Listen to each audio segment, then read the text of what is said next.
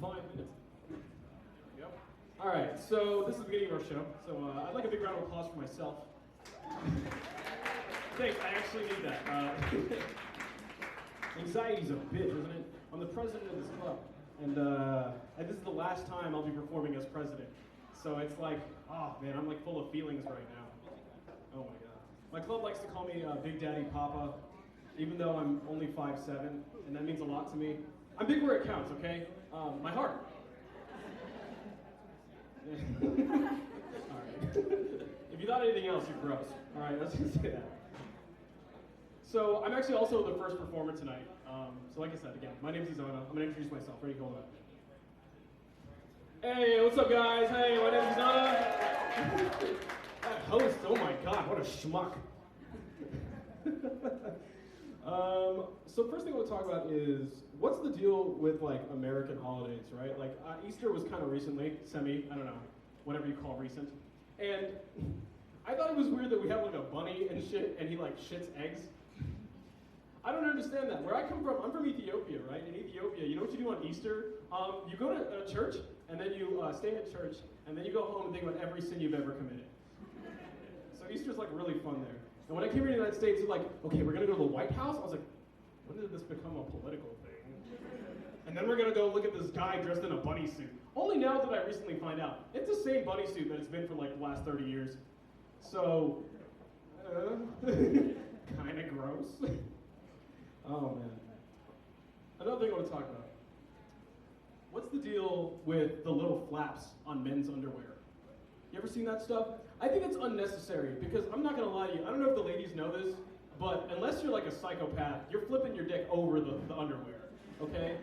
You don't need a little portal, okay? There's no need for a little, whoever designed it, and like what's weird is that there's no options, right? It's not like you're going to the store and you're like, I'd like flapless. You're just subjugated to being like, all right, guess I'll fit it through. And I know like when you're like 5 or 6 or 7, like you're trying it out, like this is pretty cool, this is pretty cool. And then you're like, man, this is really inconvenient for when I need to take a piss, okay? And the worst part is, after you're done pissing, it's like, gotta fit my dick back in here, and then, oh well, now it's wet. This is terrible. I hate this. Whoever designed underwear, I need to talk to, because they suck. Actually, you know what, I feel alone on this right now. Raise your hand if you've experienced that issue. I am alone in this. Oh God. Man, maybe I need to reevaluate how I piss. It's all good, it's all good. All right, got another bit for you. Y'all ever been on Spirit Airlines before? Like, you ever taken a flight on Spirit Airlines? Yeah, it's a fucking disaster of a system, okay? I don't know what they got going on there. Last time I was on a Spirit Airlines flight, the bathroom occupied sign didn't work. And I found that out 3 hours into the flight. So I was sitting there in my chair, I was like, who the fuck needs to take a shit for 3 hours? I got pee! Only then do I click on, hit on I'm like, hey, stewardess, what's the deal? And she's like, oh, it's broken. I was like, you should have said that at the beginning.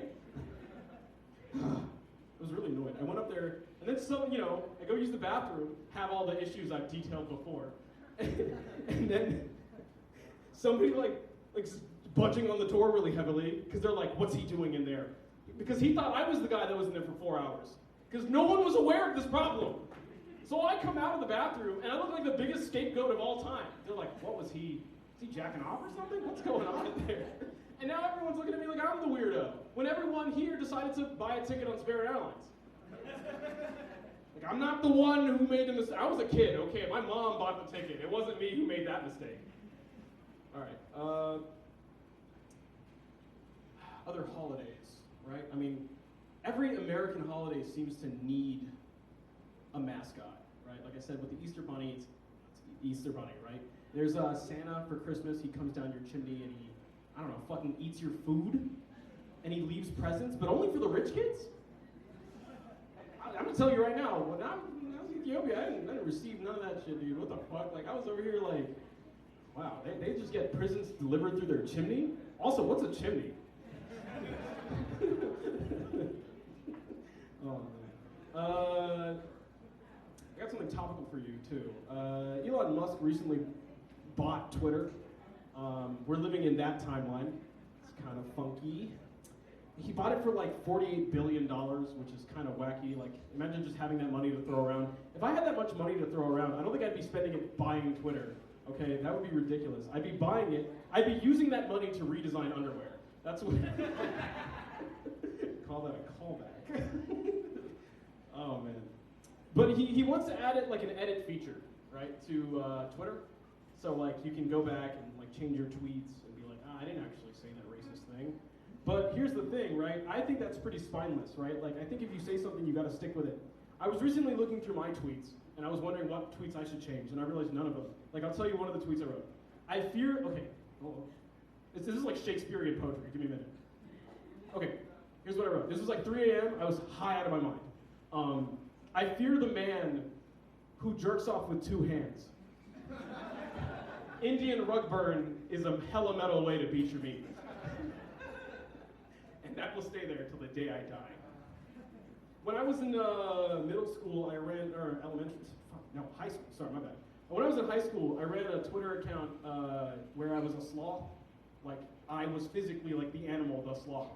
And I think I've accrued, over 700 tweets, every single one of them about wanting to be asleep and not wanting to be at school. And I was hoping, I was like, when I get to college, this Twitter is going to be totally irrelevant because I'm going to be so motivated, and I'm going to love it, and it's going to be so great. And here I am, my 4th year, about to go on 5th, and I'm like, I want to kill myself. This is terrible. So I actually fell more into the sloth, and every time I like look back at it, I'm like, man, these are gonna stay there forever. What else have we got? I think that Christmas trees are really weird. I think that it's strange that on Christmas Day we decide to chop down a tree and bring it inside when we're trying to celebrate the birth of baby Jesus. Like just imagine that conversation for the first time, right? It's like, honey, the Son of God was born today. What shall we do to celebrate? I know. When I go outside, see that shit that belongs outside? Bring it inside. It's like, that's all you're gonna, that sounds kind of boring. We should probably put some cool shit on it to make it look good, at least. Make it a talking piece. It's like, oh, the Jeremys picked an elm tree. Well, we've got an aspen. Like, you know what I mean?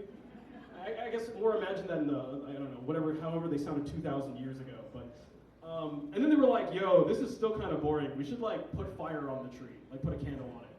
And it's like, wait a minute. Aren't trees, like, flammable? It's like, yeah, I know.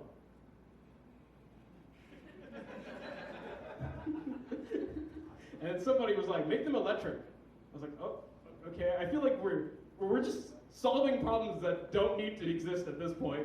Put electric lights in them, but make it so that when one light bulb goes out, all of them do. I can't wait for the next innovation in Christmas tree technology. It's gonna be like, all right, so now we have this problem with the LED lights. Okay, what do we do? How do we fix this? Oh, I know. We can go take the tree and put a rocket on it so we can ride it during Christmas. I don't know how that solved that problem, but here we are. Oh, man. Being president's been pretty weird for the last semester. I gotta tell you the truth. It's not easy being Mr. Presidente. Everyone expects you to do shit, and then you have to like do shit. Gross, right?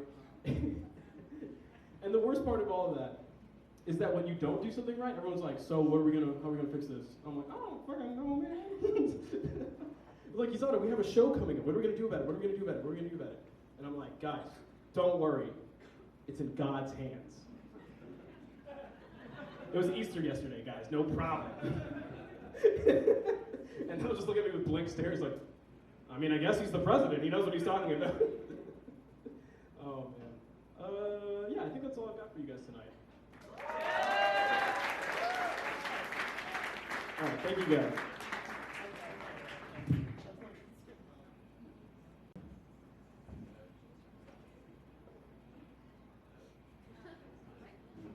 Like the switch.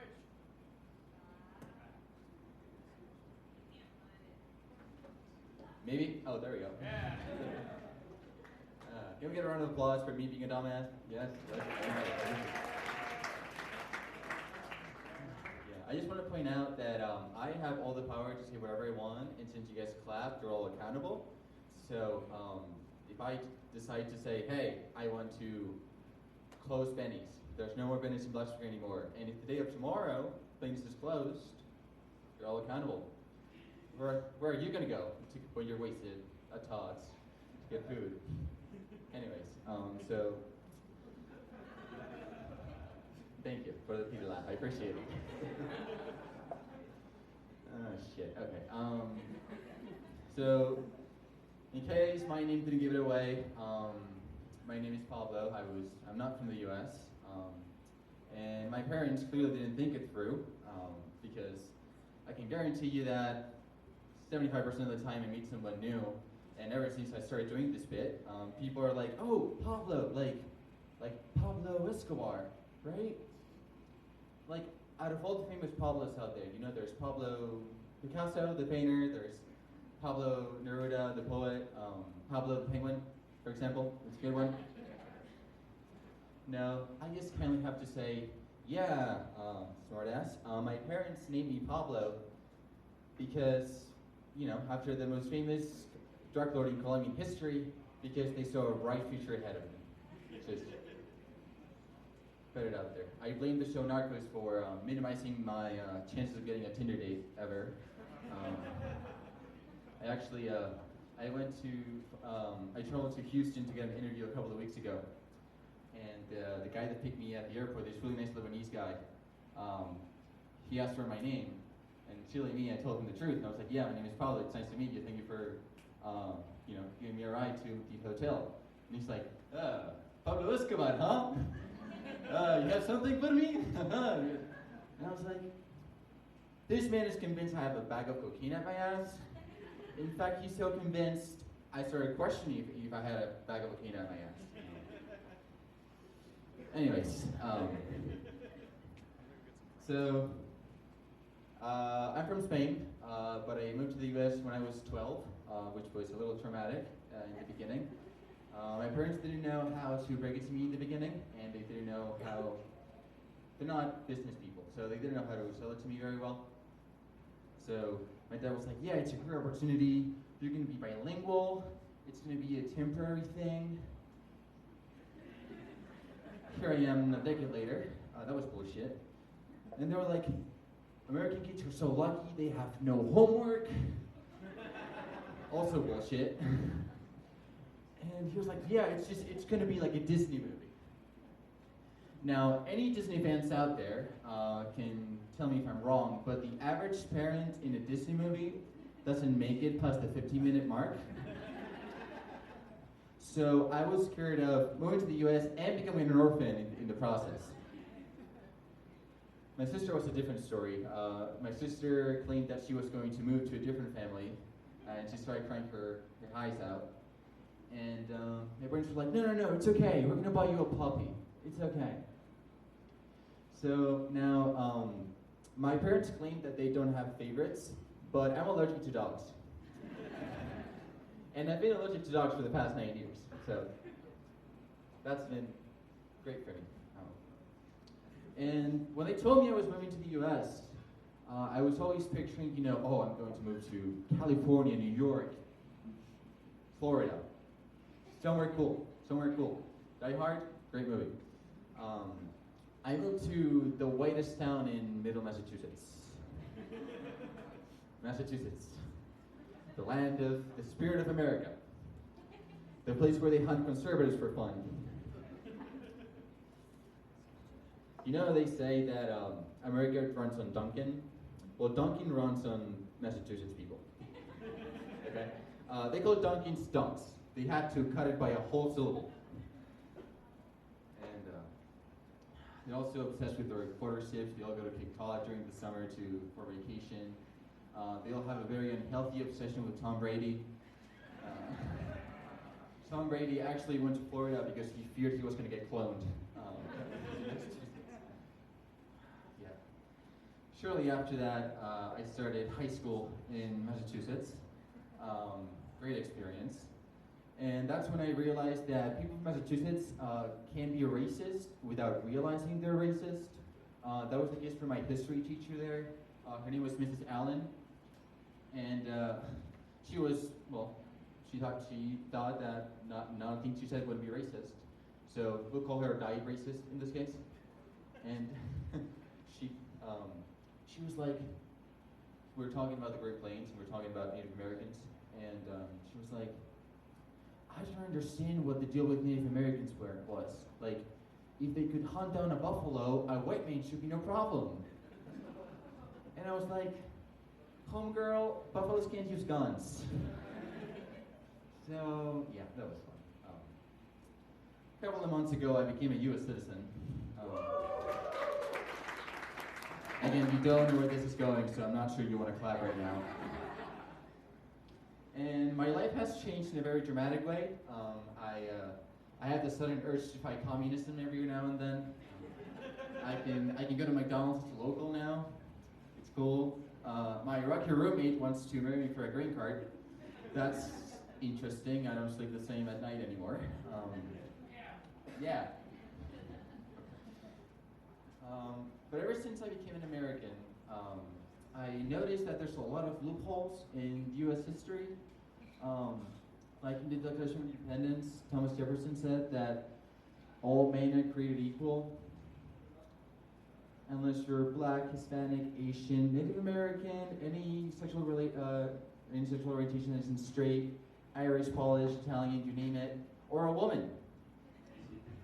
If you're all of the above, call me.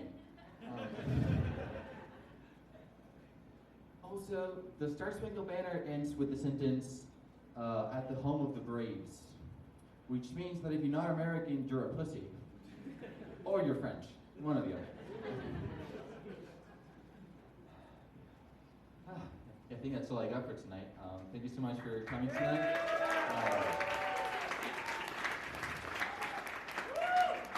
This is the last show, so I want to give a moment to thank my friend Isana for encouraging me to pursue stand-up this semester. Again, why are you clapping? This is, no. And my roommate Sammy for always encouraging me to keep working on my jokes, and it's been great having the support as well. So thank you so much for coming.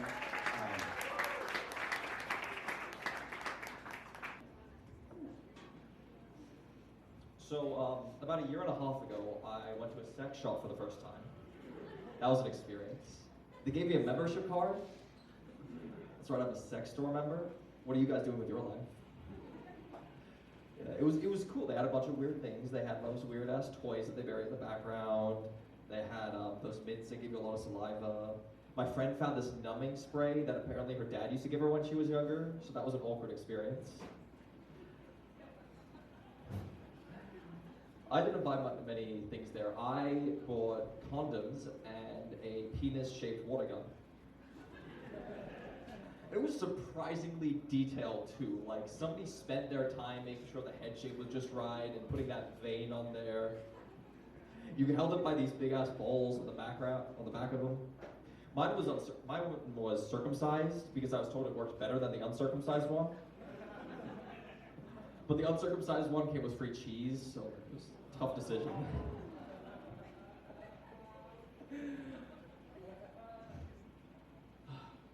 It was fun. It didn't have a lot of water pressure though. It wouldn't like come out very well. So you'd have to like press it a few times and then just sort of like squirt. Sometimes it wouldn't do that even if you press it a few times, so you'd have to shake it up a little bit. Yeah, it was a fun toy. I use it on one of my friends. The guy ones, don't be so dirty. And it was fun until I left it on my desk one day and my sister came into the room and my parents had to give her the talk for the first time. Yeah, they were mad at me.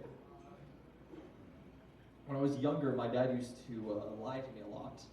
But not in a lie in like a harmful or bad way, like lie in a, like why the fuck would you say that sort of way.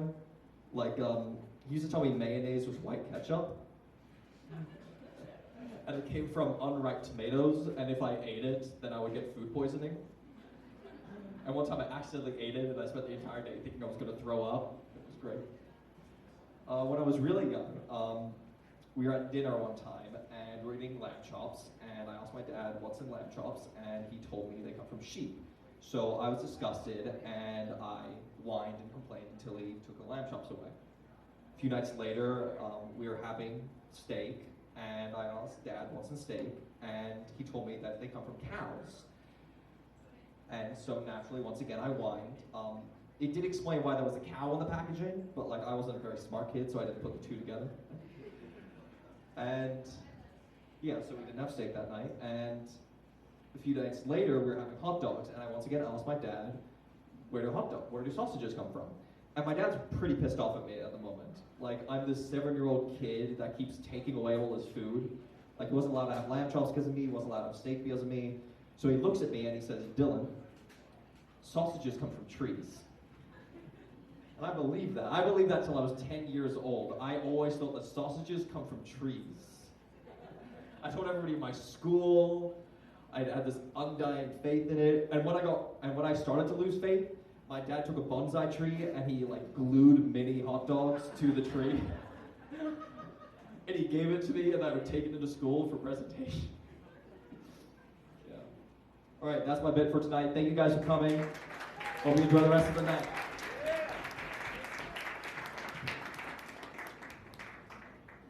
How's it going, everybody? Come on.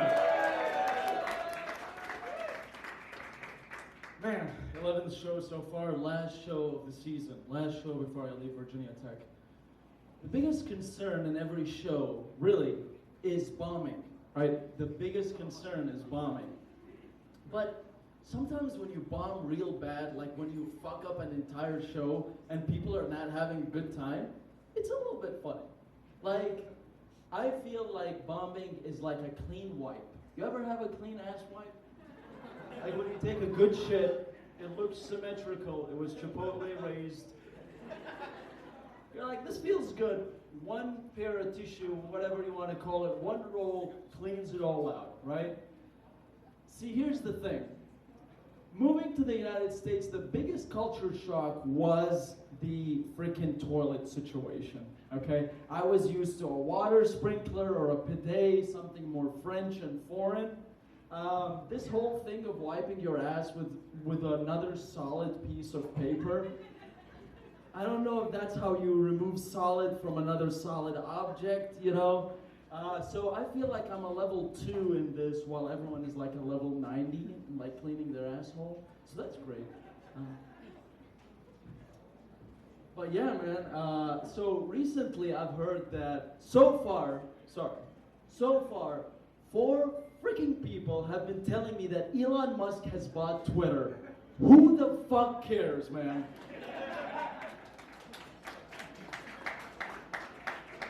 Do you not have better things to do in your life than worry about Elon Musk? $44 billion, I mean, those are astronomical numbers. Human people don't operate under those metrics, you know?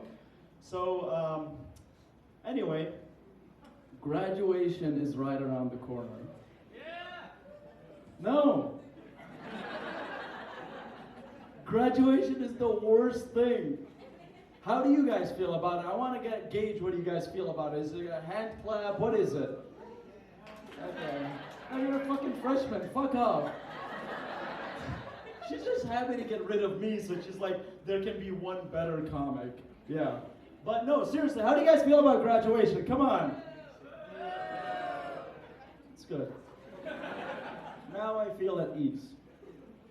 Dude, graduation has been giving me a heartbreak, man, because college is this perfect cocoon where you can do everything. You get to meet very shallow people and bargain having sex with them.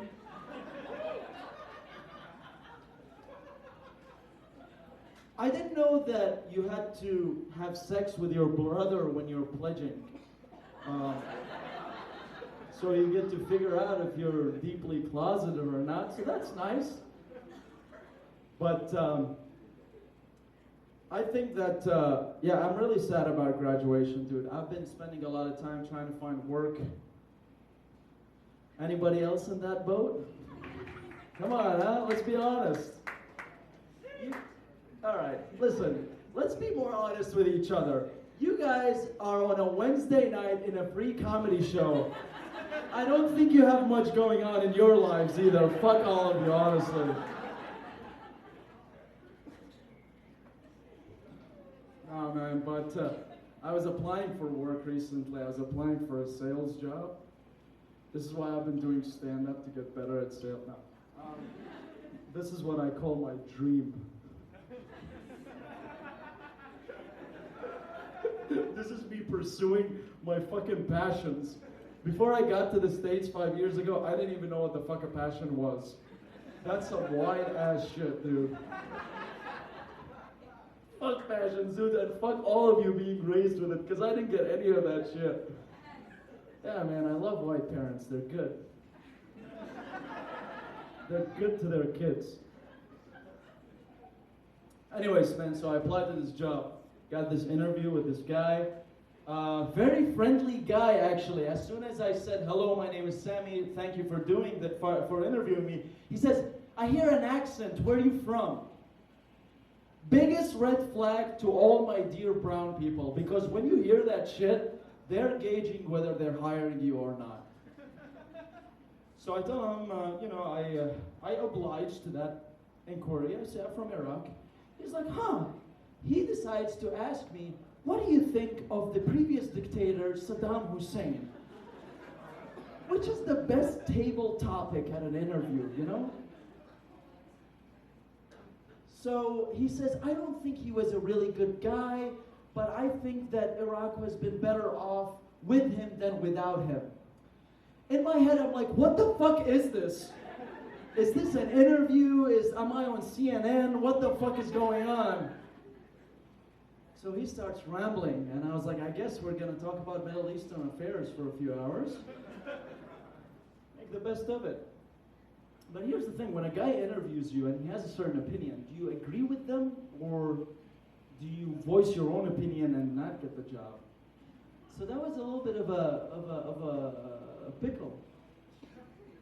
So he starts getting further and further. So he says, what do you like to do in your spare time, right? We're trying to lubricate this conversation. Ass fucking is not going. We need some lube here, right? I usually use my own tears. But that's good. That's good. Now I see what you guys can enjoy and what you don't enjoy. It's good. Now we can push the boundaries a little bit more. That's good. But no, he asked me, he's like, what do you like to do in your spare time? I say, I like to do stand-up comedy. Because I love this crowd in the Milk Parlor. You guys have been so amazing in general, right? Give yourselves a round of applause. A little bit more than that, please. This was shit. Come on, come on. That's good. I love doing comedy, dude. I love writing jokes. I love seeing people laugh. So I decided to tell him that this is how I feel. Like, I love making people laugh. And he says, tell me a joke. Fuck this guy in the asshole. Fuck him in the ear and the nose and throat. That's also a type of doctor, I think. But anyways, I was like, fuck this guy. And so I decide, I'm thinking on my feet. I'm like, I got it. I got the most HR-friendly joke. Do you guys want to hear it? Yeah, sure. So I tell him, hey man, some of you have heard this joke before. I tell him, hey man, listen, I heard that ISIS is moving to Northern Virginia. They got kicked out of Iraq and they decided, let's move to a place with actual airheads. Yep. How many of you are from Northern Virginia, by the way? Nice. Okay, outnumbered. Okay. Let me get the dynamite straps ready in case something happens. It's always a good defense fucking mechanism, dude. Just like take your shirt off, nice gut, nice trap, 6 sticks of dynamite. No. I'm too kind and friendly to do this type of stuff. Anyway, so back to the joke, right? So ISIS moved into Northern Virginia. This was actually a true story. They decided, some of them have been quite active in their presence. And I'm graduating. I need a full-time job. What's wrong with working for them for a few years? Listen, man, listen. Allow me to speak. The worst part about ISIS is not the killing of the innocent lives or just the mutilating of people. That's not the worst part. The worst part is their health insurance program. That shit sucks. So I decided to tell him that joke, and he chuckles, which is a little bit better than a giggle, I think. And this is what he says. He said, all right, man. Listen, comedy is a serious business. Yeah, he started coaching me on that, right? He's like, comedy is a serious business, man, and you gotta figure out, do you wanna be like Jerry Seinfeld, or do you wanna be the top sales guy? You gotta figure out your passions. Dude, like already this interview is going badly. This fucker brings out the word passion, and it really just doesn't make me feel good. So I say to him, I didn't know how to respond. He says, if you're gonna be like Jerry Seinfeld, well, you're gonna be on a rough patch because you didn't really make me laugh. I mean, this guy really had the balls to talk like this. It was interesting. So he asks me, you know, a little bit about the role. He asks me a few questions, and he's like, what are your experiences? What have you done for work? So I tell him I've done this, I've worked in factories before, I've done all kinds of, you know, different blue-collar jobs. And he's like, okay, sounds like you know how to bullshit. Dude, like, I'm being honest with you. I've done nothing but be honest with you. Why are you doing this? So it was a very bad exchange. Towards the end of that call, dude, when that call ended, I flicked him off for 5 minutes. Which, you may think it's a sign of defeat, but to me it was victory. I was like, fuck this guy, I don't want to work with him. Funny enough, I got a job rejection from that company 2 days later. Good riddance, man. Yeah. So, oh, time to kill it? No more jokes? Fuck. All right, hey everybody, this is my last show. Thank you so much to the Comedy Club. Damn. This is gonna be nice. Every other show I go back home and I just ejaculate by myself. Now I'm gonna cry and ejaculate because this was beautiful. Thank you so much, everybody.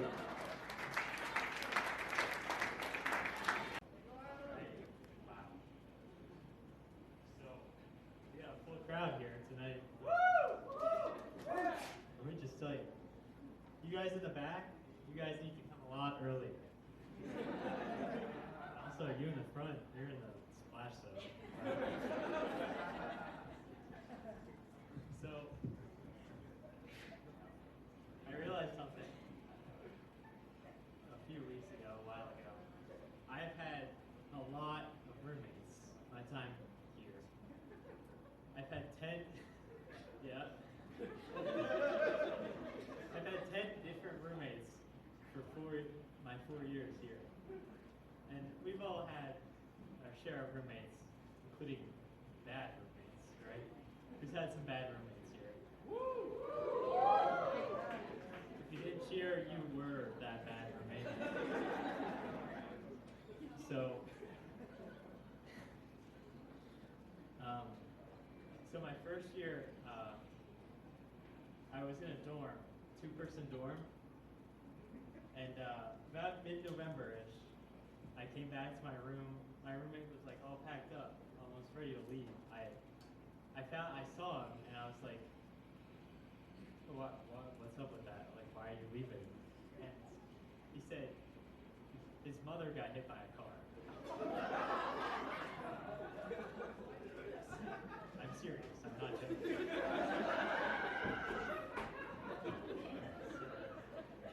I know why you're laughing. So yeah, I got a new roommate the next semester who left to live with someone 2 doors down a few weeks later. And then I got a new roommate who I had for the rest of the semester. So yeah, that was my first year.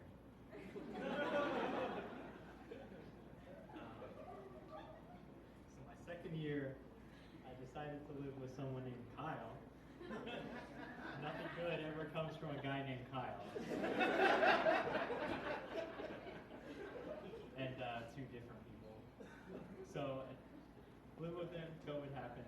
At the end of the year, I get a letter from student conduct.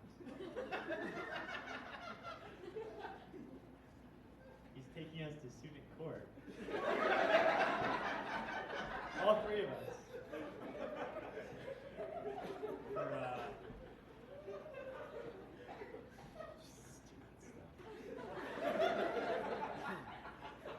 one was,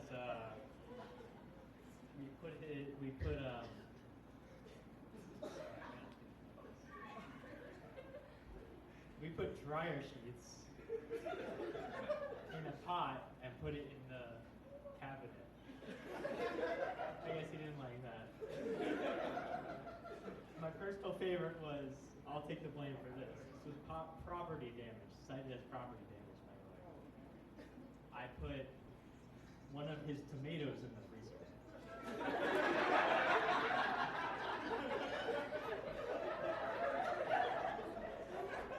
Yeah. Property damage.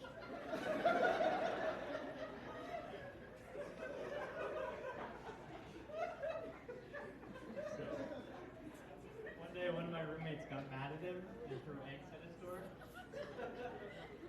Yeah. That was in there too. So, we all ended up fine with that. And the next year I decided to live with him again. I can't tell you why. And 2 new roommates, but nothing interesting really happened that year. So this year I decided to live with one of my past roommates who also was in that student conduct. So ended in one. In the worst apartments I've ever seen. Like, nothing works. We have thin walls. We don't even have an AC. So my new roommate is not great. See a trend here. He'll like walk through the apartment, blasting like full volume from his phone, playing videos from YouTube or whatever. It's great to listen to. It's great to listen to when you are trying to fall asleep. And he's really into politics, so it's even better.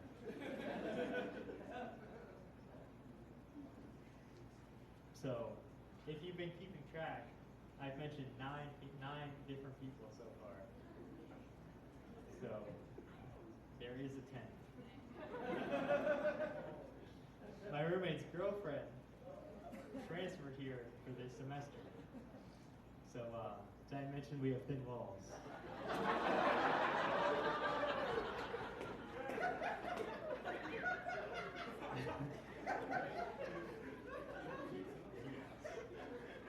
So it's fun to hear that every few days. And on the other side, I got the Trump rally going. Like, the least they can do is invite me.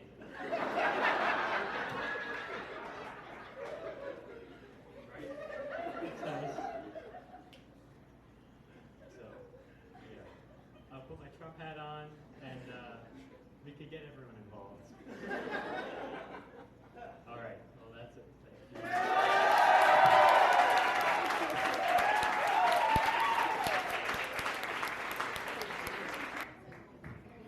Oh, hello. Hi, guys. I'm sorry, I'm a little coughing. Yeah, I mean, I want to shout out Sammy for giving me like a little bit of a shout out during his show.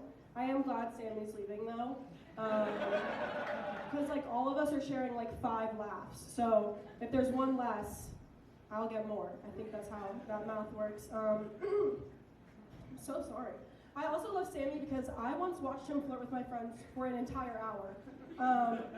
It's just so unprompted too. Like I was just sitting there and he was like, "Sage, who are your friends?" And I was like, "Oh, all right, they're right over there. Look at them, looking great." But yeah, no, it's I'm white. I don't know if you guys can tell. I don't know if you guys picked up based off my complexion. I'm so sorry. I'm trying to. Okay, here's my voice. All right. I'm white, which is great because the whole like privilege stuff that we have going on for us. but it's a little weird when I come up on stage because it's kind of like, here's Sammy Tamimi, a man who has a unique perspective on what it means to be an American. And then they're like, and here's this white chick who's going to talk about guys for like 10 minutes. So that's great. But yeah, no, I love Comedy Club. We're kind of like the front page of the VT website, so that's good. But yeah, it's great. Recently, I've been dealing with a problem, and that is, I'm going to show you, my phone is a little bit jacked up. I don't know if any of you can see it. It's not doing well. And it's not just jacked up, but it's also, I think, possessed. I'm pretty sure. It's just like been tapping random things. And I really need to get a new phone. I know I need to get a new phone. And I don't know why. I kind of thought I ordered one. I keep getting tagged in these Instagram giveaways where I win like a new iPhone 13. And all I had to do was give them my social security number, mother's maiden name, and my birthday. So hopefully it gets here soon. I've been waiting for a while. So when it gets here, I'll fix the problem. But in the meantime, I've had this really jacked up phone. And when I say possessed, I mean it calls random people on my phone and does random things on my phone, which is not great because I don't really delete contacts. So I just kind of have everybody in there. And I can give you an example. Last night, my voice is just leaving. I'm so sorry. It's just gone. Okay, yeah, so last night, I was trying to set an alarm to wake up in the morning. Yeah, that was the joke. Anyways, but yeah, I was setting an alarm to wake up, and it was 3 in the morning when I was setting this alarm because I was up really late. And all of a sudden, while I was trying to set my alarm, my phone started FaceTiming a random person, which at 3 in the morning is a little bit concerning, but it was calling my friend who's an insomniac, so it was okay. It ended up being fine. And that one wasn't great. She was like, "Are you good?" And I was like, "Yeah, I just can't hang up the phone because my phone won't turn off, so you're gonna have to do that." She's like, "All right." And I've had some experiences. That one is probably like the one that was not super bad, right? So I had one, it called my friend 12 times at 8 in the morning on a Saturday. And that was great because she texted me, she's like, "Are you dying? Like, why are you awake at 8 in the morning, first of all? Second of all, are you being kidnapped? Or like, are you being held for ransom?" Which honestly I was kind of flattered that she thought somebody would kidnap me. And why would that guy be calling at like 8 in the morning, or girl? I believe in equal opportunity kidnapping, you know? I think that she'd probably, ask for like 30% less or whatever, but yeah, equal opportunity kidnapping. Yeah, did that. It also, does anybody have the app Be Real? Do you guys have Be Real? You guys being real? Yeah, I have Be Real. And on my phone, Be Real has been a little bit rough because it just reacts to random people's Be Reals, which is cool. But recently I added my X thing, whatever that is, my X on Be Real. And my phone decided that would be the perfect person to react to. So it reacted to his Be Real. And it was a little bit weird because it just reacted to a picture of the ceiling. And not only have I not talked to this man since August, but it was also a picture of him and his new girlfriend. So he was probably like, "What cryptic message is Sage trying to send here?" And I was like, yeah, that was good. It also, this guy ghosted me on Snapchat, right? Which understandable. I'm not mad at him. I was like, adds up. And he ghosted me, and my phone went on my Snapchat and tapped his name and then tapped the FaceTime button, which was a little bit concerning. And I ended it really fast, so it was fine. But honestly, I think that this like manifesting my phone has been doing recently with all these guys, it's kind of been working because he you know what, he texted me and he asked me for my friend's number, so that was good. That's true too. So I'm anyways, yeah.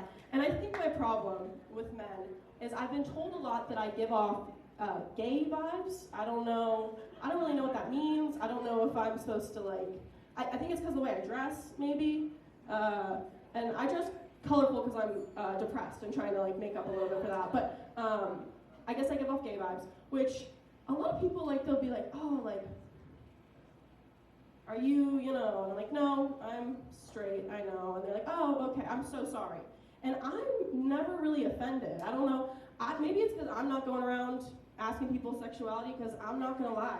I really don't care who you're fucking. I'm not gonna lie, as long as it's not like animals or your family or don't fuck kids, I would say. So like, as long as it's not one of those, I don't really care. But a lot of people tell me that I've had a few experiences with that. I don't know. I've had some experiences with that, and it's been great. Like, let's say, for example, it's been fantastic. No, it's done wonders for my dating career. But yeah, we had comedy club on Monday. We have it every Monday, you know, if any of you are interested. But we were sitting around playing Tinder. I don't know if you guys play Tinder. That's favorite video game on the App Store. But it was Izana, Dylan, Ayush, and I. And we were sitting around looking at it, because they're 3 straight men with girlfriends, so like they don't get to have that fun time that I do. They were looking at it, they were like, damn, people put this on this app? And I was like, yeah, no, it's crazy. But anyways, we were playing it, and they were looking and stuff, and I mentioned, I was like, oh, like, I was thinking about, on Wednesday for my set, talking about, like, how I kind of give off, like, gay vibes. People have told me that before. And Ayush just kind of looked at me, and he was like, you know what, Serge? I'm not gonna lie, I feel like you're too lazy to be gay. And I was like, what does that mean? Like, what do you mean? And he was like, I don't, like, you're not a lazy person, I just, like, feel like you're kind of, like, too lazy to be gay. And I was like, okay. And then, like, Dylan looked at him, and he was like, you know what? You're kind of right. Like, I feel like she is too lazy. And I was like, what does that mean? And he was like, I don't know. And they clearly don't know the struggles of talking to straight men if they think that I'm not putting the effort in. Because, let me tell you, the things that they have said to me, I'm always in shock. I'm always like, what is going on? Yeah, what is going on? Like, I can tell you a few things. One time I posted, this was summertime, I posted on Instagram a photo of myself, and I had straightened my hair, because I do that from time to time. And I came back to school, and this guy walked up to me, and he looked me up and down, and my hair was not straightened. And he looked at me and he goes, Sage, you got hot over the summer.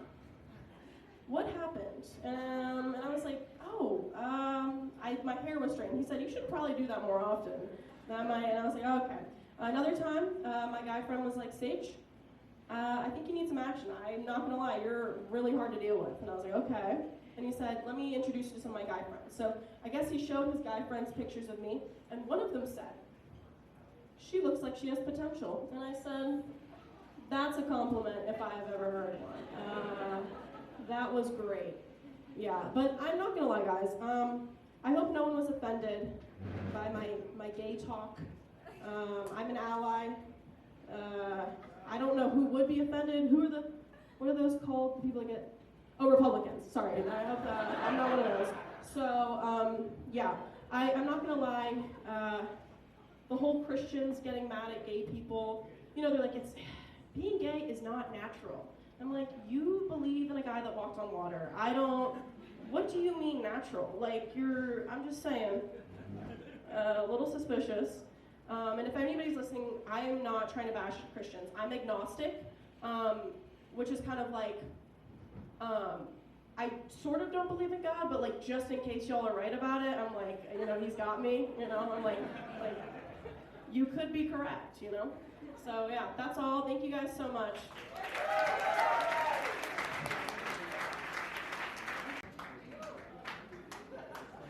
Hello, everybody. I can't actually see any of you. These sunglasses are like $3. I did get dressed up. The only things in this outfit that belong to me are the underwear and the pants. These are all borrowed. This is my last show at the Monk Parlor, and I don't really get emotional, but you know, I want to thank you guys a lot. It's been a lot of fun coming here, and this last show is dedicated to my father. He's one of the funniest people I know. And I know he's watching. He's not dead. He's watching it on YouTube Live right now. Hi, Pablo. I'm just kidding. No, but seriously, I want to talk about my dad just a little bit. He's a really funny guy, and like me and him will just always talk. It's such a nice relationship. We can just talk, and like we'll be sitting down on the couch, and he'll just start bashing women, and like talking about my mom. I'm like, dude, what are you saying? Are you sexist? And my dad will be like, yes, I'm sexy, and he'll start like dancing and shit. I love him so much, and he also loved his father a lot, and he told me, before I came to Virginia Tech, he told me this story about when he went to university as a kid himself, his dad gave him the talk, and what his dad did was he put him down, he didn't kill him, he put him down, and he told him, he said, listen, my son, and my dad has 4 sisters, so he said, I want you, when you go to university, to treat the girls at your university like your sister. Do not play with any girls, do not do anything. So my dad was told this like over 20 years ago. So his whole life, he remembered this speech very well. And he finally, when it was my turn to go to college, he sat me down, he put me down, and he said, okay, I want to tell you something. And then he explained what his dad told to him. And so he tried to give me the same speech, but there was just one problem. I'm an only child, so, so he was like, go nuts, you know? I've been going to a lot of parties, I send him videos and shit. He's like, that one. I love women. A little too much. Alright, now I want to tell you guys something. This has been happening for the last 3 months, and what I'm about to tell you, I want you to pay attention to this, is not exaggerated in any way. A lot of the things I say on stage are completely made up or exaggerated. This is completely true. So my friends and I have been pulling pranks on each other from the beginning of the year, and it all started with this very, I would say it was tasteless, it wasn't that funny. My friend, when I was taking a shower once, came into the shower and stole the towel. And so, that was a little bit annoying. I don't want to talk about the walk back to my room. So I decided to finally get revenge, and he said what I did was a little bit of an overreaction. The next time he was studying in the library, I went into his bed, went into his room, completely deconstructed his bed, rebuilt it in the hallway, and he had to sleep outside there. I think it was fair. I mean, he took my towel, so. Okay, but what he did next was a complete overreaction, I'm gonna be honest. He goes, so D2, the dining center, he goes there, brings a plastic bag, fills it with milk, broccoli, and eggs, closes the bag, puts it over the shower head so the steam can ferment it for a month. This is the nastiest thing you could ever imagine. I had no idea it was going on. One day he invites me out of the room. He says, "Oh, let's go eat." I go out for a second. He quickly sneaks into my room, sneaks it under my bed, and pokes a hole in it. And he convinced my roommate to tell me that I was crazy when I smelled it. When I came back, you could smell it literally on the other side of the building. And I was like, "What the hell is this?" And my roommate was like, "What are you talking about?" I felt crazy. He was gaslighting me. And so the smell was so bad, I'm not exaggerating right now. The second day I went into the room, my nose started bleeding. It was so bad. It was like this putrid air. And so finally I broke down to my friend and I begged him. I said, "I know you're behind this. Please just tell me what to do." And he took it out for me, and after I cried. And the smell still lingered for a week. And the smell was so bad, one of the RAs came to my room and said, "Listen, I know that something's going on. What happened?" I was like, "I don't know what you're talking about," because I didn't want to get in trouble. So that was an overreaction. So I decided I did something completely fair. I found out by my own experimentation that if you put icy hot on your balls, it really hurts. I found out by accident. And so obviously I can't put it directly on him. I mean, I could, but I came up with this genius idea. The next time my friend was showering, I went to his new pair of underwear, took an entire handful of icy hot, and all over. And he comes out of the bathroom.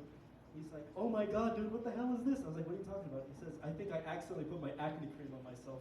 I said, "Yeah, that's what you must have done." And so I did this for 5 days in a row. The second day, he was too embarrassed to say anything. He didn't admit to it. The third day, he said nothing. After that, he went on vacation for the weekend. So I was only imagining what was going on in his head. He's like, "Thank God it stopped." So he comes back the fourth day, burning again, burning sensation. And then the fifth day, he finally calls me. I was eating at the time. He calls me, he says, I know what you did. I was like, oh, shit. He knows what I did. So I come back, and he, we've had playful fighting. It was more playful for him, not for me. But he explained to me the whole situation. Everything how I hoped would go went exactly as it did. He became so paranoid, he threw away the acne cream. It was $100. And then when that didn't work, he threw away his body wash. And then he didn't shower for 2 days on the vacation. He associated showers with balls burning. So he was a little bit upset for some reason. I don't know why. And then what he did to me, the final retribution, what he did, I think it was an overreaction. He always goes crazy, with him. One day I woke up and I went out of my room and I met him in the morning. We usually meet up in the mornings. And he says, oh, how did you sleep last night? I was like, what are you talking about? He says, what, you didn't notice? I said, what are you talking about? I cleaned my entire room trying to find out what it was. Nothing. I couldn't figure out what it was. I thought he put like a spy camera or something. I was so paranoid at the time. I was not drinking my own water because I thought he was going to put laxatives in it. I took 2-minute showers. I was so fast with everything. In fact, I would lock all the doors. But I didn't stop him. Finally, the third day in a row, he says, did you sleep well? I said, yeah, I slept well. What do you mean? Can you just tell me?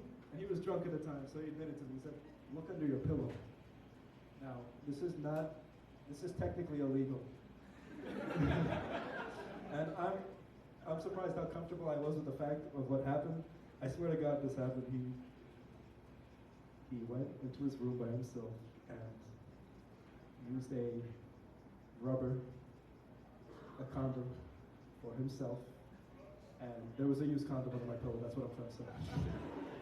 Yeah, I thought it was bad taste. He's in the crowd. I'll out him out for you later. This is my last set, so I'm gonna end the year with a really good joke. This is probably my favorite joke of all time.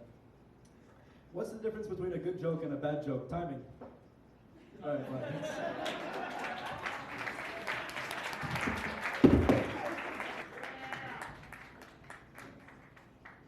So this is my last show of my freshman year. Yeah. So to all the cougars out there, call me. Just kidding, don't. I'm allergic to cats. So, recently, I don't know if you guys know this, but a famous comedian named Josh Johnson, he's not really famous. He's kind of famous. He's up and coming. He came to Virginia Tech and he performed, and I was supposed to open for him, but I was told the wrong dates. And so, come the day of his performance, I show up like an hour late because I was told the wrong date. And, I was really, really disappointed. And then it struck me. I was like, dang, now I know what my parents feel like. Yeah. I'm gonna take you guys on a little journey into the crazy side of my mind. Because a lot of the times, I just tell it how it is.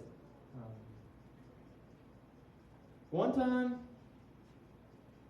I was in the Chipotle parking lot, and someone was backing out of a parking space and their windows were down, and I go, damn, this car ratchet as fuck!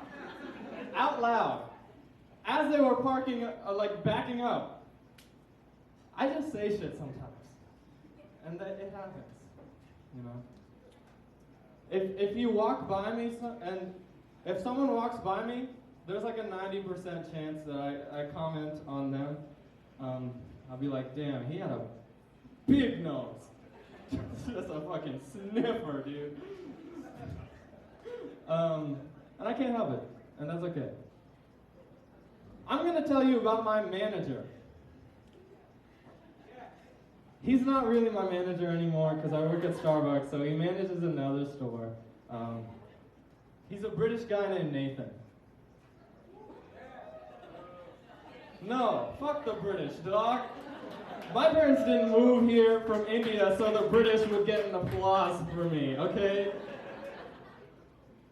He's a British guy, kind of important, not really. And he's married. That's pretty important.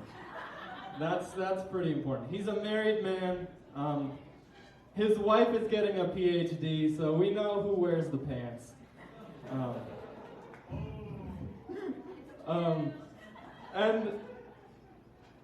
And while he was at our store, we found his Grindr account. And if you don't know, Grindr is a dating app for mostly gay people. And he's a married man. And it's not that he had a Grindr, it's that the bio said, hold on, I'm gonna try and do a British accent. Shout out my man Mohar, he's British and Indian. I can't think of the word, but yeah. Conflicting, yeah, whatever. His bio for the Grindr profile said, into kinky sex, no bullshit, love Jesus. Like, shit, dude, if you wanted to get colonized, just say so. Just kidding. This is a metaphor. I have a girlfriend.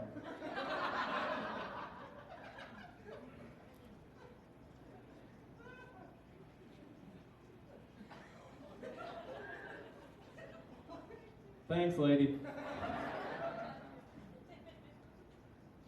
I forgot what I was gonna say. But when I was in the crowd and Adam was performing, there was a guy over there, and his laugh sounded like a dolphin. He's not here anymore. So, he's not dead, he just left. So. But thank you guys for coming to the show. Yeah, you can clap. You can clap. Yeah. So, I do this every time. I'm gonna pull out my notes app just because I can.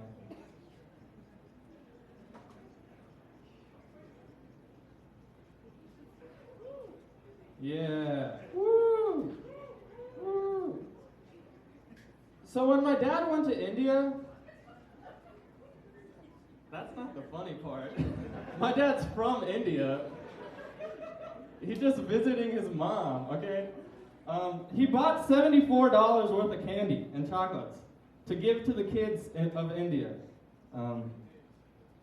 And I can only imagine when he went to India and gave the candy and the chocolates to the kids.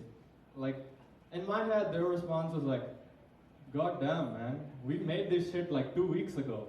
We get paid 10 cents a day. Are you mocking me? I'm going to India pretty soon. I get to see my grandparents for the first time in 4 years. That's something to cheer about. Yeah. I love India, because India is the place where you can get stampeded by cows. Legit, my mom has a hoof print on her left arm from getting stampeded by cows. Stampeded? Stampede? Listen, English, no English, no English. One time I was in India, and there was this, little girl, and she was messing with a cow. Like, just, touching the cow on the horns, And so the cow decked her dog. like the cow took her out. And I wish I could have stayed to watch it, but I was in a car and I was moving. But I just watched the cow just pow. And then the girl started crying, and I was like, well, that's what you get. You mess with the cow, you get the horns, dog. What can I say?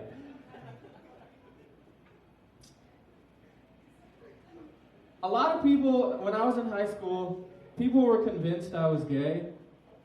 And I had to actively convince them I'm not gay. But it's hard to convince people you're not gay without sounding homophobic, You can't just be like, dude, I swear I'm not gay, I swear. That was my best frat impression, if you couldn't tell. But it was so bad to the point where people would say that my high school girlfriend was just my beard. And if you don't know what that is, I don't know, learn? I'll teach you. It's basically a beard is when a gay person dates someone, dates quotation marks, of someone like to make it seem as if they were straight. And a lot of brown guys have beards. I saw one right over there. I can't really see you right now. Yeah, you, right there. He has a beard. He's brown. I just got the wrong message, I guess. Cool, I've got 2 minutes left, apparently. Every brown guy, though, when they're growing up, they go through this phase right before they hit their growth spurt, where they have this horrendous mustache that makes you look like the sex offender and the sex offendee. All at once. You've got a baby face, and then you've got the fucking, I don't even know what to call those. You just look like a Serbian man. And when I was at that ripe age, ripe is a bad word to use there. When I was at that age, about 13 to 14,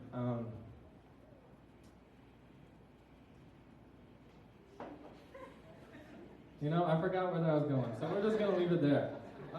Last thing I'm gonna say before I move on off of the stage, thank you guys for coming tonight. Give yourselves a round of applause. Last thing I'm gonna say is that I am the treasurer of this club somehow. I literally, I didn't run for it. The old treasurer stepped down. He was Jewish. That doesn't have anything to do with other than he managed our money. And now the Indian guy manages our money. But this is our donation jar. Woohoo! Not really. We have a donation box, but I forgot it. So, really doing my job here. I do. I have literally, it's my only job. But anyways, please give us money. If you donate, Sloppy Toppy's not included, but I could be persuaded. No, just kidding. Just kidding. Anyways, thank you guys so much. It's been a great honor performing for you all. I haven't really counted how many shows I've done, but I love it. Yeah, they cut me off. Yeah. Thanks for your help. I love it every time. My dream is to be a stand-up comedian, so thank you for one step closer to my dream. Thank you guys.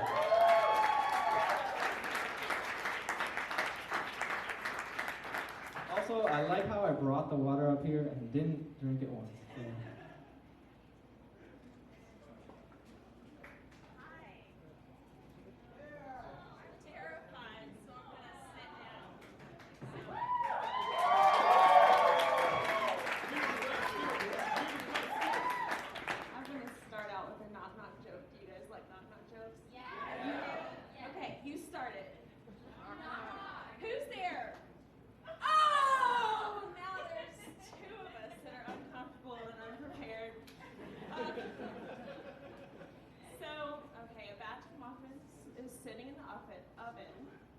One muffin says to the other, "Ooh, it is getting hot in here," and the other muffin goes, "Ah! A talking muffin!" Thanks. So my dad got diagnosed with diabetes a few years ago. My mom and I tried really hard to help him out, but we finally just gave up. He could hear what the doctor was saying and follow the rules, but some wires got crossed when it came to the actual implementation of what he was doing. So we're like, "Robert, you've got to stop. You got to have half a banana. You can only have half a banana. That's enough sugar for you." And he understood that, and he's adamant about it. There's half bananas left over in my parents' kitchen all the time. And even when we go to a restaurant, he's very stern with the waitress. Just put half a banana on my banana split, okay? That's a freaking true story. He'd be so embarrassed to know that I'm telling you guys. So about a year ago, I broke up with the love of my life. Oh, it was actually really sad.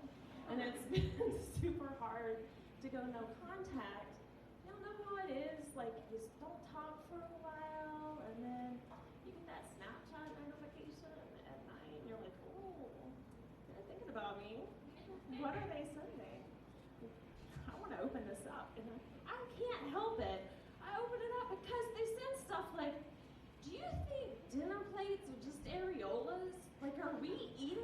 replicas of nipples their whole lives. Can't help it, it's so hard. So I am single and I'm also a normal person, so I'm like trying to do the whole online dating thing.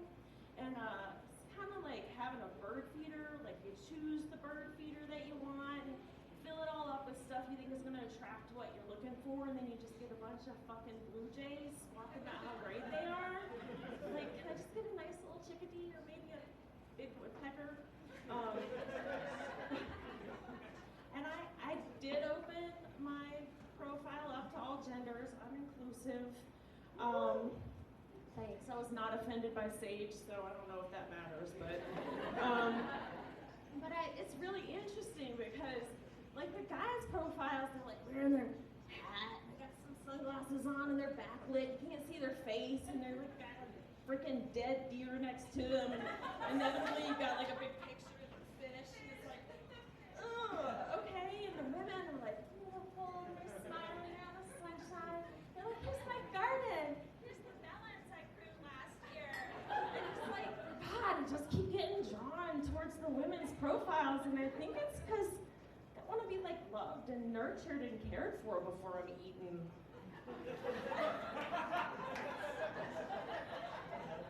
Thank you. I do like hooking up with misogynists though. I find it, since they don't view me as human, then I feel like I'm at liberty to play with their ego. I can experiment to achieve the goals that I'm looking for. So I'll just like casually mention before the hookup that my last partner made me come like at least 6 times. And they don't care about me and my pleasure, but I've just found misogynists are really interested in like getting the goal. They wanna achieve the high score. And so I get what I want. So that's thank you.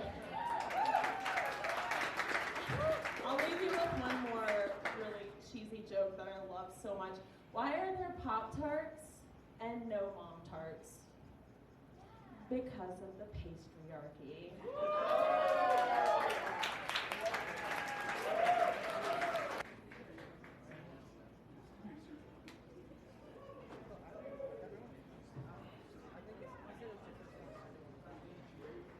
Hello. Alright, that's all. Great.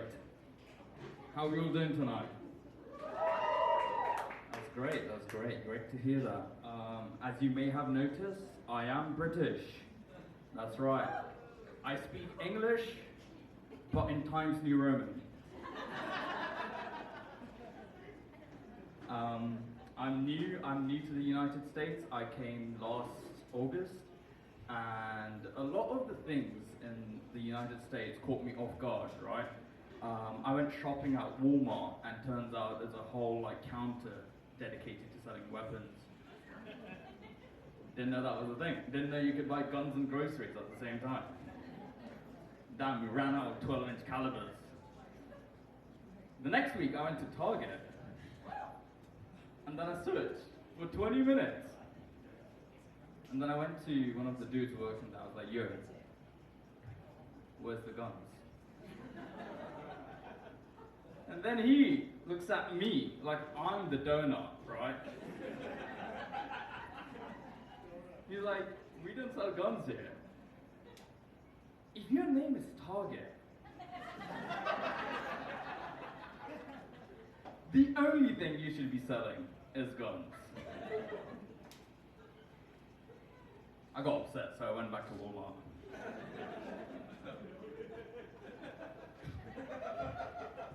My first encounter with the southern accent was one I'll never forget. I just live in an apartment, and I walked outside one day, and there was just a maintenance dude outside, and turns out there was a leak in the ceiling, but I didn't know about it in the time, but I found out, right?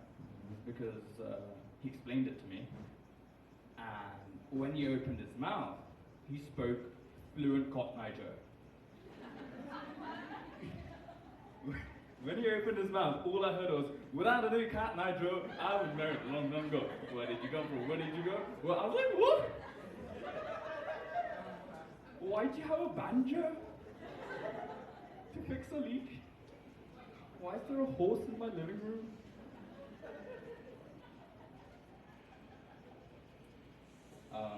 I've come to realize I have a passionate hatred for DJs.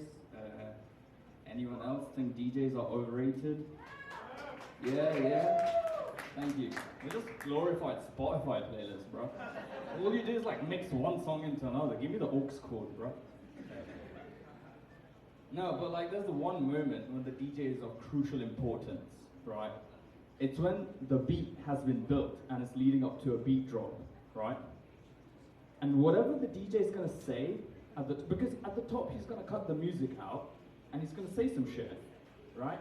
And whatever he says is gonna dictate how lit you get afterwards, right? And these guys don't prepare what they wanna say at the top of the beat drop. Because they're just like out here like mixing songs, right? And there's some random shit, like, they're just building up like, this is for the kids. All the autistic kids. It's just like,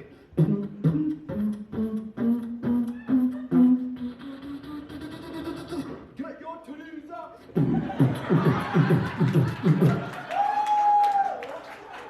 What? Get your titties? What? It's wrong. Take it back. Weirdo. Oh, bro, I can't believe you like that joke, bro. Yeah, so I do happen to dabble in a bit of beatboxing. It's really fun. I'll be sitting next to some guy and I'll go like. Some of you got what that was. The others are liars, bro. That's the Pornhub intro.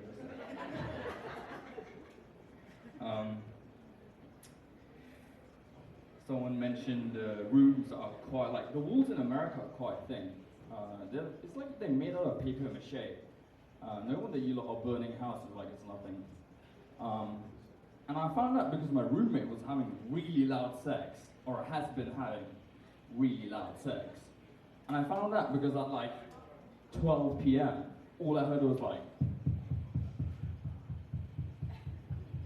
and then my engineering brain kicked in and I was like, good rhythm. Damn it. No, but what upset me was not the fact that he was having sex at 12 p.m., 3 a.m., and then 2 p.m. on a Wednesday afternoon. It was the fact that he was having great sex at 12 p.m., 3 a.m., and 2 p.m. on a Wednesday afternoon. At one point, like the thumping moved from one end of the ceiling to another. I was like, what are they doing? Are they doing like Floor is Lava, but like sex edition? They're like carrying it around the room. Oh, damn. I thought, I got so upset at one point, I wanted to call the cops on the dude, because I figured that would be the most American thing to do. But then I realized it would be the saddest phone call I'd ever made. It was like, 911, what's the emergency? Yeah, my roommate, he's what? Is he attacking you? What's he doing? Is he doing drugs? Is he right there? What's he doing? He's like, he's having great sex. Hello? Hello? No one's gonna answer me, bro. I've got tired of the whole dating game. I've got tired of Netflix and chill. So I thought of a few alternatives. I'm gonna name these alternatives. Please give me a cheer if you like these alternatives. My first one is HBO Max and relax. Yeah. Amazon Prime and quality time. Yeah. And my personal favorite, Spotify and Hold Me While I Cry.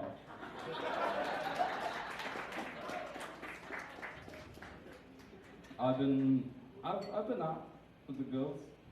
You ever like hang out and go out and a girl, or like, and then they say something that completely throws you off, like, and in that moment you realize you're going out with like 4 other people that you have no idea about.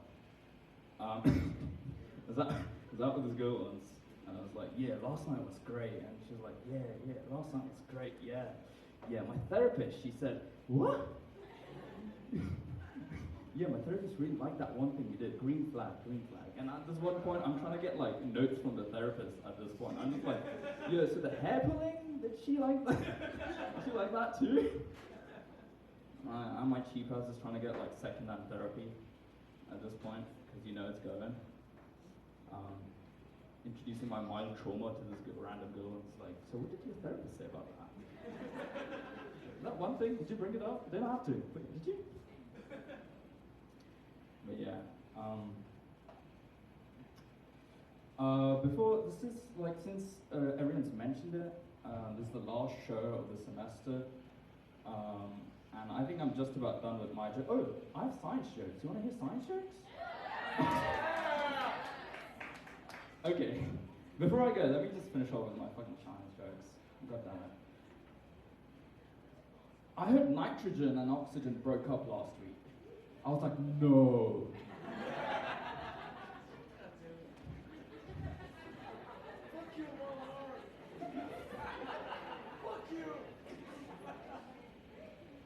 Cheers, mate. And then I saw oxygen with magnesium, and I was like, OMG.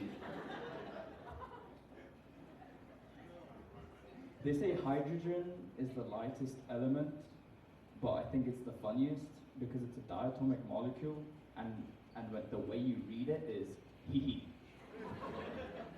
That's it. That's my science joke. Thank you so much. Also, just a thank you to the comedy club. I am new in the country, and they were very accommodating. A lot of friendly faces, a lot of diversity. It's like they're giving out green cards out here, bro. Pablo definitely got this. And yeah, thank you to the comedy club for having me. Thank you as well. I've been having no sex on Wednesday at 3 p.m., 9 p.m., 2 a.m. But you don't hear me bragging about it, not hard. Alright. I also know someone who doesn't have sex. He's a good friend of mine. His name's Sammy. And I just thought I'd talk about Sammy a little bit because I have some stuff planned, but he got me thinking. He was talking about how he was so pissed off about, there's no water, asphalt cleaners in America, right? And I saw this firsthand. He's like, Nico, come over, right? We start drinking coffee. That's a Sammy thing to do. We just drink a shit ton of coffee, and we're hanging out, and then he's like, oh, I gotta go to the bathroom, and he goes to take a shit, right? So then he's in there for 25 minutes, and then I start hearing the shower start running. What the fuck are you doing to your asshole that you need to go shower, bro? And then he comes out 45 minutes later, and he's like, hey, man. And I'm like, dude, what happened? Did you, fall in? And he was like, no, I just had to clean my asshole nice and good because they don't make any bidets in America, Yeah, so, that's a good enough. I'll get back to Sammy. Sammy's having a blast right now. But, one time, we'll go with this story. One time my ex and I were going to a party. And, why woo? You know she was a bitch. Why are you even talking like that? Alright, anyways, so we're going to this party and she's like, me and her were like, buddy stoner pals, like Cheech and Chong type vibes. And, but we also fucked. It was like a nice, I wish Cheech could have fucked Chong. That would have been interesting. He's like shorter and then Chong was like, hey man. Never mind. Anyways, so we go to this party and she's like, hey babe, I want to bring my bong. Like my new bong that I just bought today. I was like, alright, yeah, sure, go for it. But clean it out. And she's like, yeah. So she cleans it out, she puts it in her backpack, we go to the party, she sets it down in a safe place. Alright, we start drinking, playing some stack cup, playing some beer pong, whatever, and an hour goes by and she's drunk and she's like, oh baby, let's go smoke, I'm so excited. And I'm like, alright, yeah, I'm down. And so she goes to get her backpack and she lifts it up really fast because she's drunk. And she hits it off the end of a table, like a granite table. So then we hear the shatter noise and she just opens it up and I just smell this disgusting smell.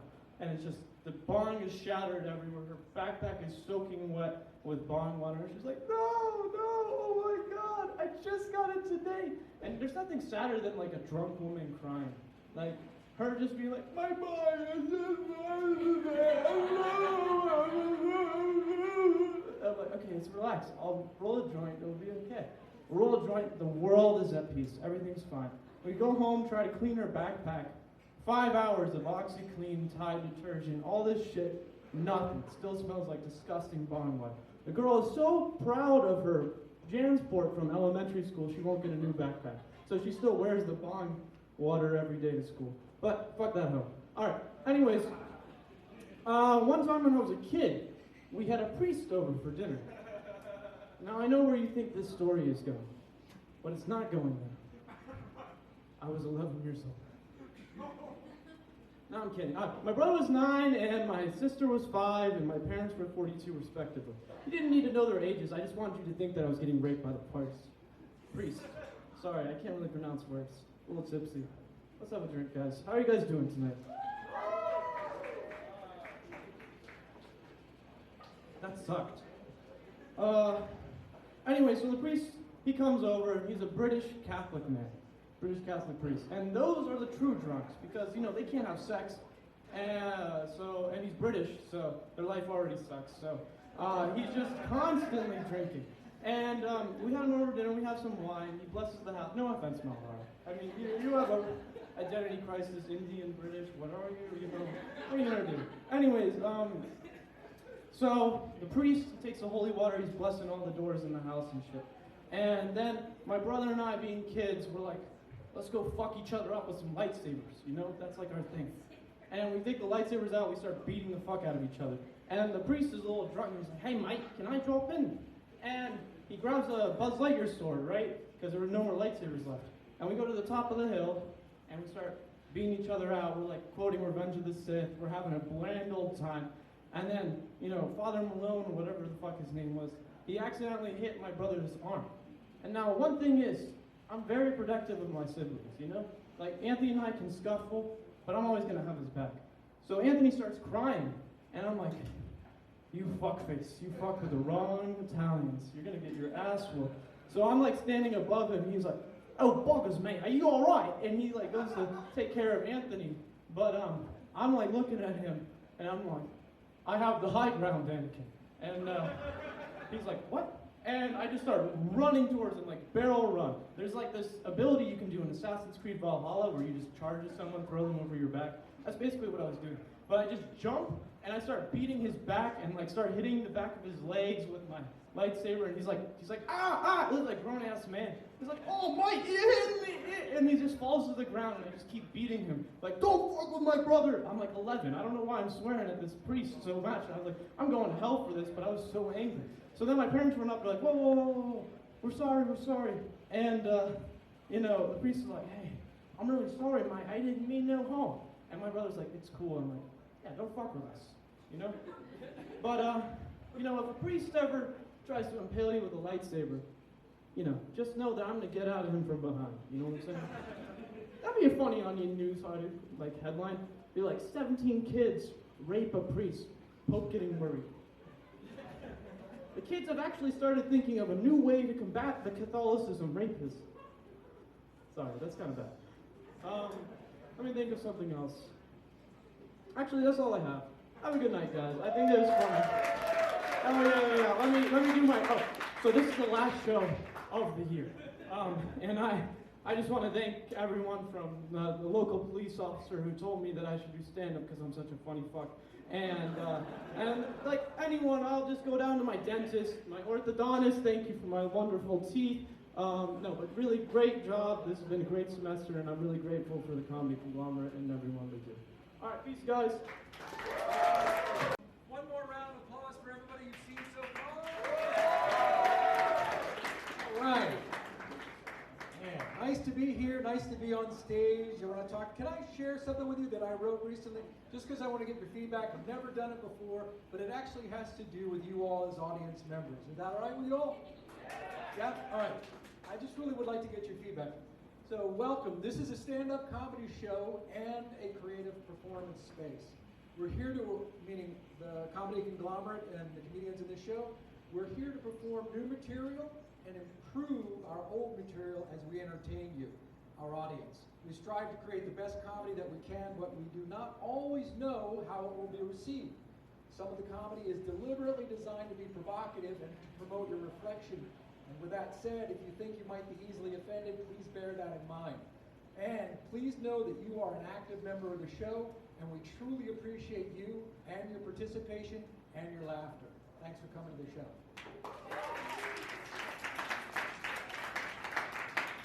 Thanks. So I was thinking recently, I wanted to read this, that my last bowel movement was so large and I was constipated for so long afterwards, I suffered from postpartum depression.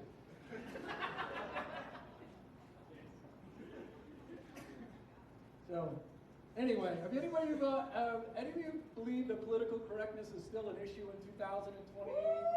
Sincerely. Yeah. What's so funny, Sammy? He's down. I really think it still is an issue, I think, in 2022. I know that things are a lot better than they were 20 years ago, but I went to a bar not too long ago. I was there talking to this girl, and I really liked her a lot. And I thought, hey, we're getting along great, right? Well, that was until I made the fatal mistake of saying, hey, what do you say you and I get out of here? We'll just go back to my place. And she just looked at me and freaked out. She just looked at me and she goes, I wouldn't sleep with you if you're like the last man on earth. And I was thinking, no kidding, babe. If I was the last man on earth, I could be a little bit pickier. Shit, honey, you wouldn't live long enough to make it to the front of the line. Are you kidding me? 4 billion women? You'd have to peer through the overly loose coifs of at least 30 NFL cheerleading squads just to see the back of Beyonce's head.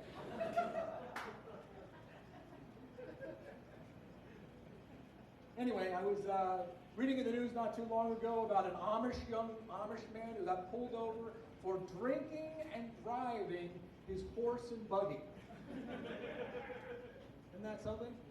So apparently the kid goes out, gets completely blotto on whatever it is you get blotto on if you're Amish, I don't know, corn squeezins, whatever. And horse goes skidding out of control into the ditch.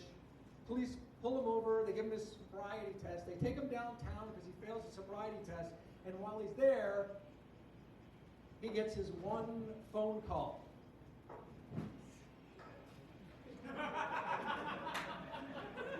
2, 3, 4. He's Amish, for God's sakes. What does he do? Throw open a window and go, Eli! Don't have a fucking phone. Anyway, what else did I want to share with you? Some of these I just like to read because they're new. I was actually at a hearing recently. No, I'll talk about that a little later. Have any of you ever been to a town where there is a bell that rings? Right, you can hear the church bell. I went to this town not too long ago. I was there for vacation, and while I was there, I checked into the hotel, and I thought, man, this is such a nice place. And I heard the bell go off, and it was just lovely. Just ding dong, ding dong, ding dong, ding dong, dong, dong. And it seemed wonderful, but I can tell you that by the time the weekend was over, 1,574 dongs later, I was just like, somebody give that fucking hunchback a Ritalin and tell him to chill out!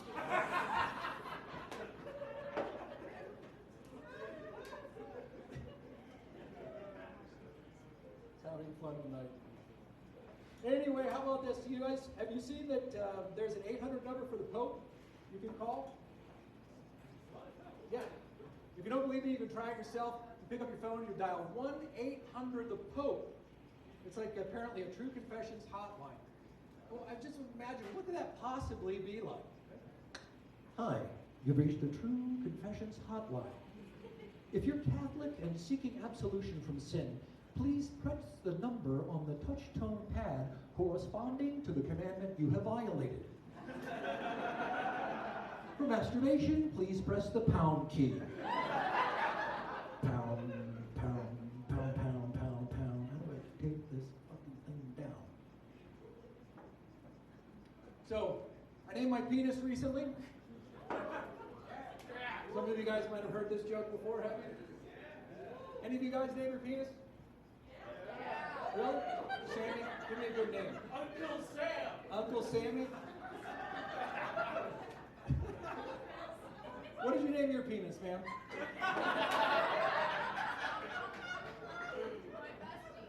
What is it? You have it with you tonight? Yeah? Good. Any other ladies who've named their penis? Oh my God?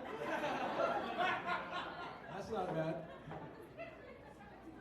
Isn't it a good thing that women don't actually gobble like a turkey when they have an orgasm? That would be kind of odd, wouldn't it?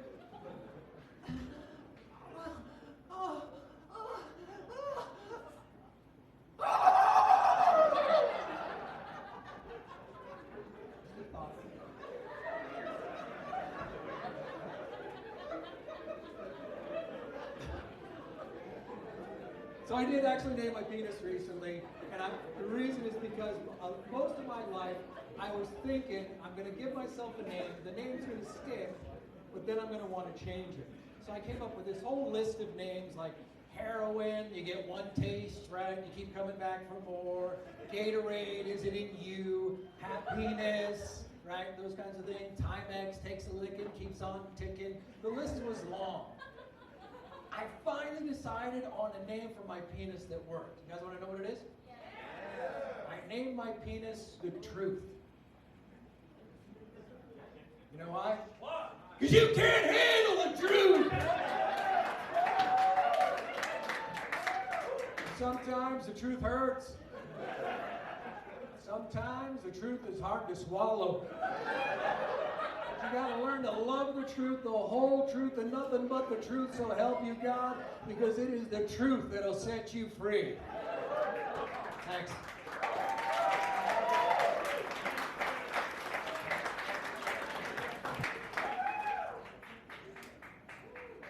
Hello. Let me get this mic out of here. How are we all doing tonight? We all doing okay? All right. That's pretty good. So I'm just gonna get this out here. I'm just gonna clear the water. I'm just gonna be honest with myself. I'm gonna be honest with you guys. I'm Catholic. That was a surprisingly more positive response than I was expecting, honestly. Yeah, but I am very mega super, goes to church regularly, praises the mighty big G, Catholic. I had a little chuckle back there, that's a good thing maybe, I don't know, we'll find out. But yeah, I know what some of you are probably thinking. Oh no, she's here to recruit us to the covenant. Just like those crazy Mormons. Now, first of all, I'm not here to recruit you to the covenant. Yet. That's next week, okay? You have time. You have time to prepare. As for the Mormons, I'm not as bad as the Mormons, okay? I'm worse. Give me some credit here, all right? Give me some credit where it's due. But, yeah, I struggle to tell people I'm Catholic because you never really know how they'll respond. And one of the cons of being one of the most hated faiths out there, it's okay. But a lot of people, when I tell them I'm Catholic, they don't believe that I'm Catholic. And a lot of times I'll ask them why, and they'll say, well, you don't look Catholic. Could someone please tell me what in the name of schizophrenic squirrels a Catholic is supposed to look like? Like, God forbid I decide to go out and wear pants. Is that against the Catholic dress code? I wasn't aware. Like, I mean, heaven forbid I decide to show my shoulders and arouse a man. And don't get me started on ankles. That's the worst thing you could ever do to a guy. And you will be amazed at how wild a neck can drive a man. I graduated high school, okay? I'll show my bra straps if I want to, please and thank you. Thank you. But But yeah, let's talk about something different, something sensual, something religious, spicy. I know, such an entertaining topic to talk about. But specifically, I actually want to take care of a myth that's out there about how Catholics are prudes who never have sex. Because to you I say, have you ever seen a Catholic family? Because they are kind of hard to miss. These are families that are going into the double digits, like the mother's womb is a clown car and it's just popping all these kids out and they keep on coming and you're like, when will they stop? Like, I'm sorry, but either the dads have a high success rate or probability dictates they are doing it more than college students are completing with rabbits for first place on the horniness scale. Stay tuned to find out why Catholics abstain until marriage. It's because they're saving up. And people say Catholics don't know how to have fun. We most certainly do. We have a lot of fun. We do a lot of different things. We do a lot of stupid things. But one of the things we do that's not stupid is choir, actually. I was a choir kid, and I actually still sing to this day. Thank you, thank you, thank you.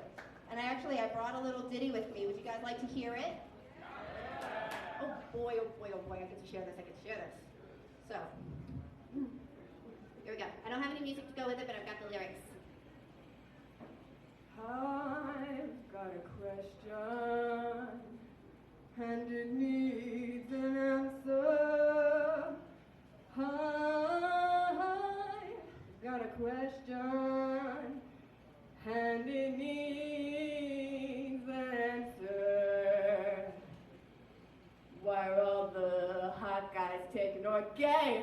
Oh why, God, did you make them that way? I just want a guy who likes romance and doesn't try to get in other guys' pants. I don't care if I sound like a prick when I say I want a guy who doesn't suck at kissing. I saw where your minds went. They were in the gutter. For shame, for shame, for shame. Oh why, God, did you make all the hot guys gay? What was the next verse? Oh, yes, here it is, somewhere on here. I just want a guy who likes me for me, likes to laugh, maybe pursuing a PhD. And based on your reaction so far, I'm going to clarify. PhD does not stand for pretty huge dick. I'm talking about the degree. Oh, where, God, did you put the guy for me? I gotta know, where did he go? Hopefully, he's not out there, screwing a dirty hoe. Because that's a gardening tool, and I'm sorry, but that's a little fucked up. And impressive. Anyway. Thank you for having me. Thank you for putting up with me.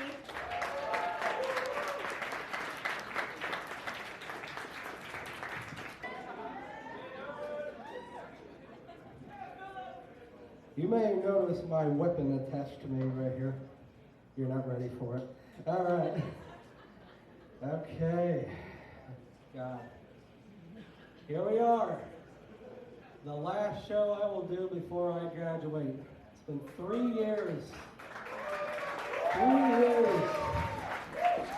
All right. Let's get into some jokes. All right. So yeah, I was one time walking around the downtown area, and I was on my way to 7-Eleven, but it was a little later today. I was on my way to acquire my lover here, my precious baby.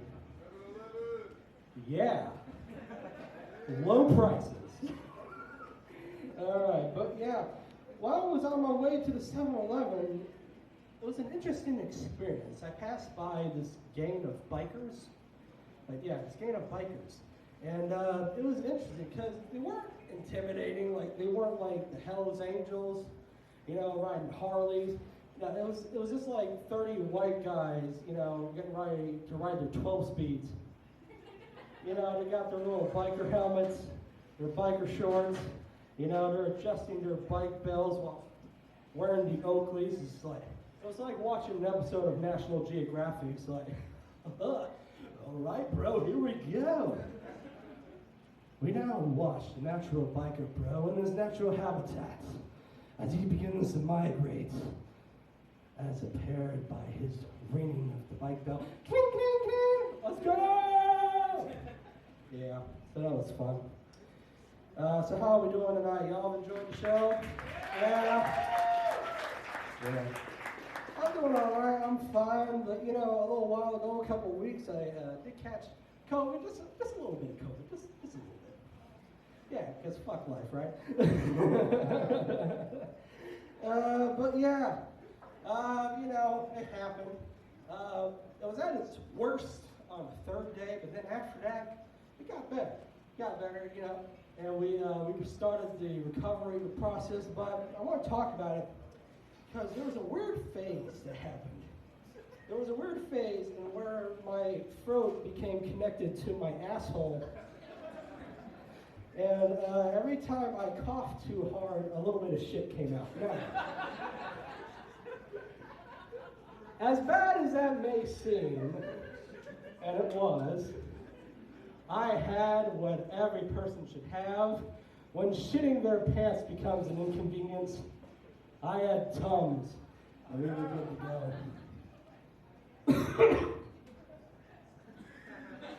But then I'm last anyway. We're good. I kid. Maybe.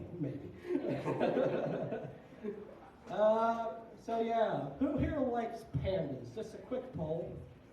Yeah, pandas, you know, they're cute, right? Yeah, they're cute. They're also fucking stupid. They are moronic. Let me break this down for you. Like everybody knows that pandas like to eat bamboo, right? That's like a known fact, right? Here's the thing. Bamboo has very little nutritional value.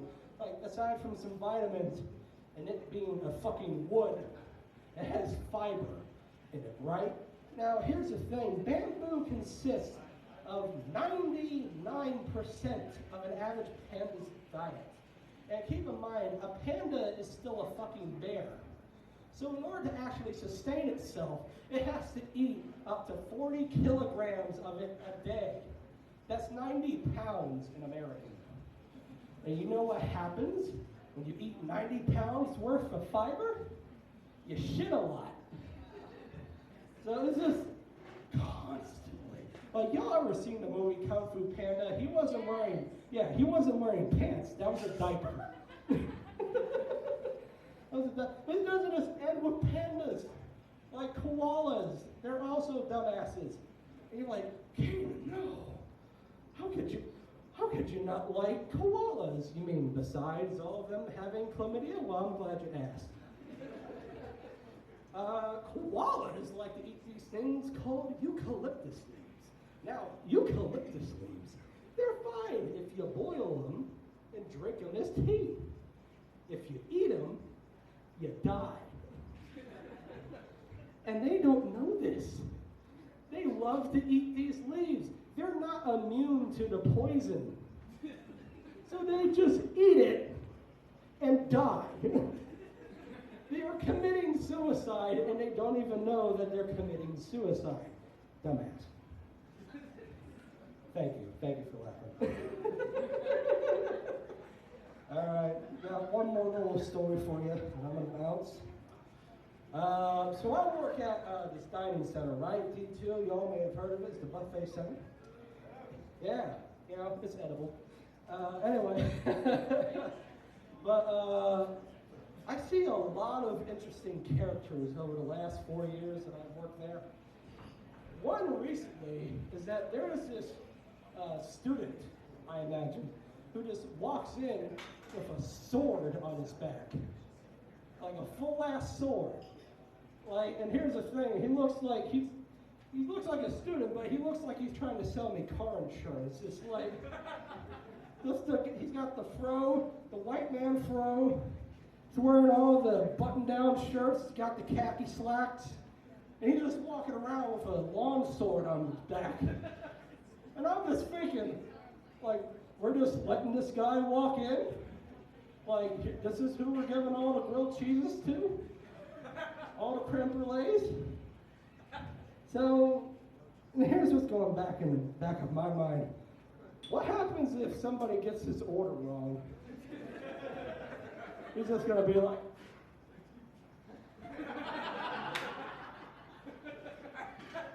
like a good neighbor. State Farm is there. I have to be prepared for such an event. So I have trained. But where I see this, I do this.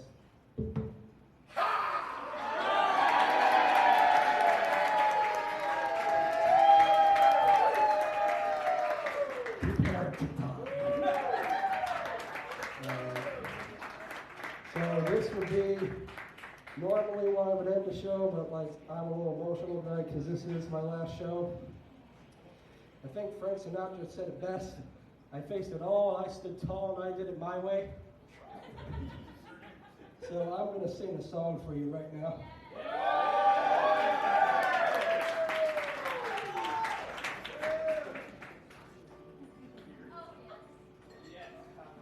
And now the end is near, and so I face the final curtain. Friends, I'll say it clear, I'll state my case, of which I'm certain. I've lived a life that's full, I've traveled each and every highway, but more, much more than this, I did it my way.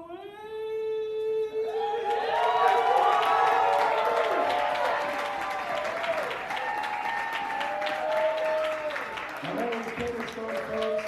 Stay sexy, y'all.